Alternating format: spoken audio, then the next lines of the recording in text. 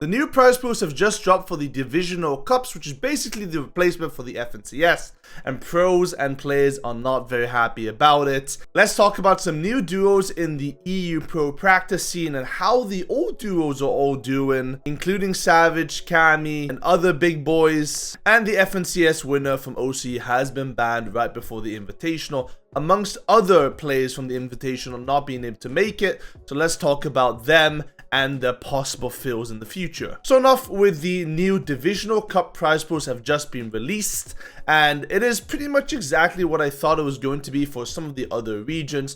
For the Middle East, OC, and NA West, and Brazil regions, top 40 all get paid a minimum of $200 per person from top 40 onwards. Now, this basically just all the way continues on down to top 4 for all of these majority of these regions. So top 40 all the way to top 4 get paid $400 in total, and then after that point you end up getting the big money for those regions. So you get top 3, you get $800, top 2 you get $1,200 for Brazil, and top 1 gets $2,500. Now this is the exact same prize pool for every other region except for NA East and the EU. If you take a look at the NA East prize pool, top 40 gets paid $400, so the same as every other region. And the first payment threshold gets placed at top 10, where you get $800. Top 3 then gets $1,600, so you have a massive gap yet again. Top 2 gets paid $2,400, and first place gets itself $5,000, so $2,500 per person for NA East. And then for EU, the minimum payout is $600, so you get yourself $100 extra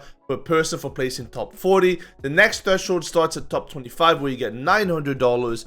Top 10 gets paid $1,800, so $900 per person, which is a pretty big boost. Top 3 then gets paid $3,600. Top 2 gets paid $5,400. And then first place is a whopping $10,000 for winning the weekly cup finals, so $5,000 per person. Now, this seems like a pretty healthy prize pool all around, but the question is, why are pros angry about it? Well, there is a significant prize pool difference between this season and the season of previous times. If we do the math on it, the total amount of the build prize pool in Chapter 3 Season 3 was $306,900 for just duo cash cups. For the FNCS is $1.3 million for the FNCS overall. So that's a total of about $1.7 million in total pricing for Europe itself.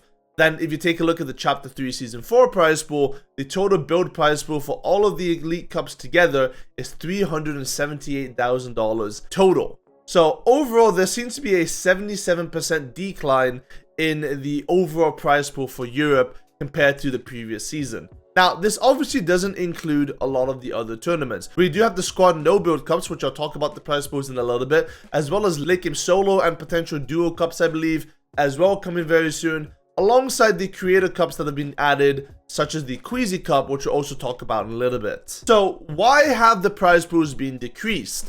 Well, from my side, I believe that this season itself, and we talked about this in a previous video as well, is that they made these prize pools little because this is sort of a fill season. If you take a look at the map changes, if you took a look at why there's not an FNCS this season, the main focus of the season is the FNCS Invitational and getting everyone prepared for that, which is why we see significant prize pool increases on the smaller regions. It's so that they get themselves a significant better final lobby experience, which will prepare them better for the future right before the FNCS Invitational. Alongside that, the FNCS Invitational is also a $1 million prize pool, which is, I guess, spread across all of these regions as well. So that takes away from it overall also as a big tournament. And with the season only being 10 weeks in total, it makes sense that they don't want to invest too much money into the season. And what have you heard as well from a bunch of different leaks and a bunch of different people, this might be the last season of this chapter. So maybe Epic is hinting at making a huge season coming into the winter period, and they don't want to justify putting in that prize pool. But of course, on the other side, if none of this is true, then it is a bit of a worrying trend considering how much the prize pools have decreased. Like we talked about in previous videos, I thought that the prize pool from the FNCS was basically going to be spread around into these Elite Cup finals, and in the end, it didn't happen.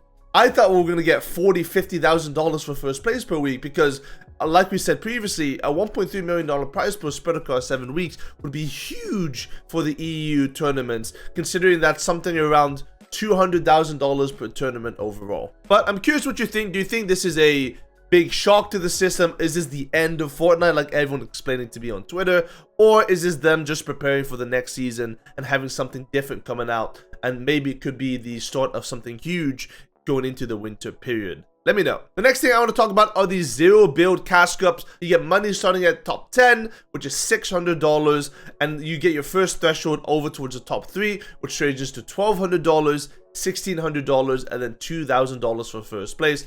Do remember, this is a squad tournament, so this is basically divided by 4, so you get yourself a nice little $500 per person for first place, and then the minimum payout is then $150 per person overall for first.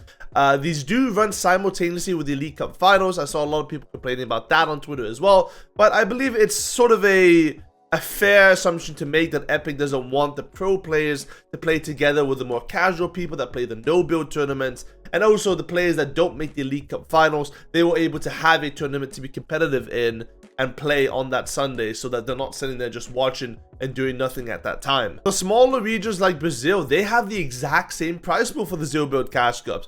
Nothing's really changed, which is very, very interesting, because usually you have EU getting the buffed up prize pool, but here we have all the regions having the exact same prize pool, it seems. Brazil, again, $600 for 10th place, minimum placement, and then top 3 gets paid $1,200, $1,600 for second, and then $2,000 for first. Same thing for NES, the exact same prize pool. So interesting that they made the zero build prize pools exactly the same, but the Elite Cups are a lot different. So maybe this is a sign, maybe they're pushing towards a new zero build meta coming soon or something like that. It is a bit of an interesting trend, and I wonder how that will develop. Last but not least, the Queasy Cup was just announced. It is the $10,000 tournament. Interesting to see that we finally get ourselves another EU tournament, which is the main focus, and it is a good sign that we're getting FNCS locker bundles, as they exclaimed in the tweet as well. It may seem like they're gonna get more of these tournaments with FNCS potential winners and pro players, which is very good for these creator cups, because you know, they're fun tournaments, they're good, they're competitive, and we get ourselves different formats created by the pros. So that really does stand to be a positive change in the future. Europe gets itself $900 for first, second gets $600, third gets $600, and fourth gets $600 as well. It is a trio tournament and starts this weekend, so keep an eye on it, because that should be a fun tournament to watch and play overall. The last thing I want to talk about is the new pro duos in the pro practice in Europe and how they've been doing overall, and maybe get yourself prepared for who are the potential winners of these placement cups this weekend and the Elite Cups upcoming, and also the FNCS Invitational. So looking at the first practice session of EU, we had ourselves Ping and Splash getting themselves first place, Queasy and Veno, iDrop and Savage in third, Mappy and PQ, and then Podosai and X-Squeeze. The one that's interesting here is iDrop and Savage, who actually did play a bunch of practice, which is the first time in a long time we've seen this happen for Mr. Savage, playing a bunch of practice. So him with his new duo of iDrop definitely getting motivated, and also not streaming a lot either. So it's interesting to see him take this competitive side a lot more serious. He played himself also the earlier sessions of practice and won both of them. Only 3 games though, so it's not too much to write home about, but 2 back-to-back sessions that he won, and then third place in the pro-only lobby is a very good sign, especially from Logjam, which is probably one of the worst draw spots this season. It's good to see him putting himself on top.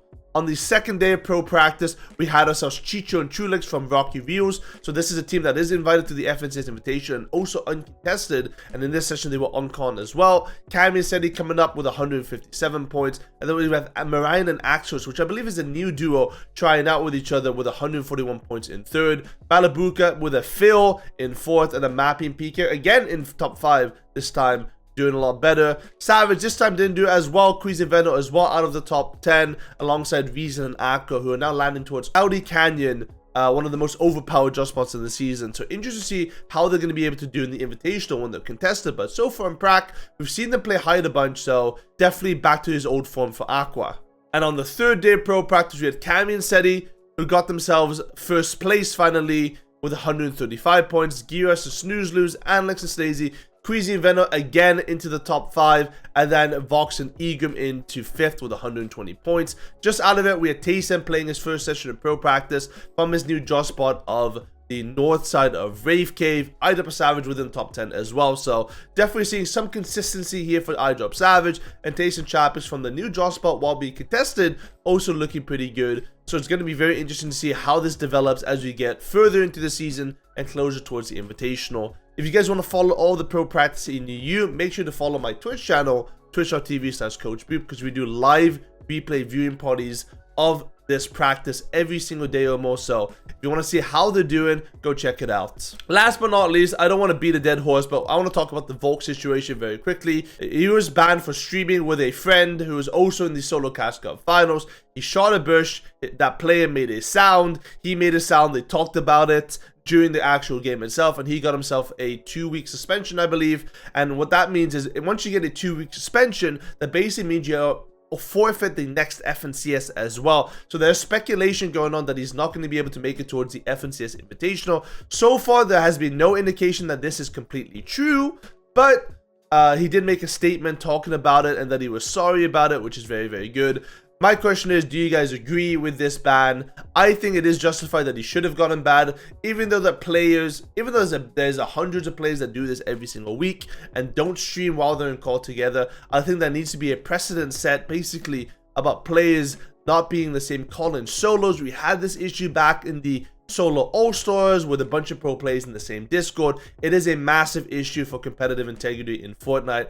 Does he deserve to be banned from the Invitational? Probably not, because it's the biggest opportunity of his career with a massive prize pool and is life-changing for him. So I hope he is able to get unbanned, but the ban is justified in my opinion. You can't really argue that. And that does open up slots now for a bunch of different players to be invited, such as the backup players. Alongside that, Helen's team, one of the players from the Middle East, multiple FNCS champion, is also not able to make it to the Invitational due to visa issues. So now we have all of these fills being able to come in and come through. So we're definitely going to be seeing Anlex or Hellfire, I think, going to be picked up as a backup player with these Middle Eastern and OCE teams probably, and it's going to be interesting to see how they do. But I'll make yourself another video on the actual Invitational once we have more information about draw spots and that comes out. Thank you guys so much for watching. If you enjoyed, make sure you give this video a thumbs up and subscribe, and I'll see you guys on the next one. Goodbye.